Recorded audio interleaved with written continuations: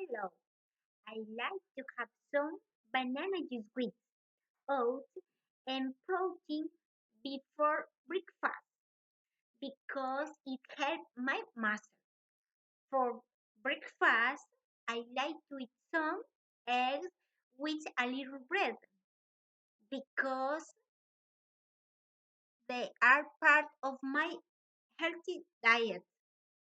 My husband buys a lot of avocados during the week because they contain healthy fats.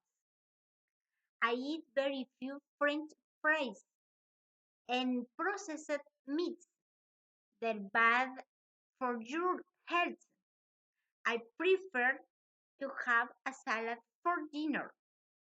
Sunday of the week, my daughters eat ice cream from the corner store. Thank you.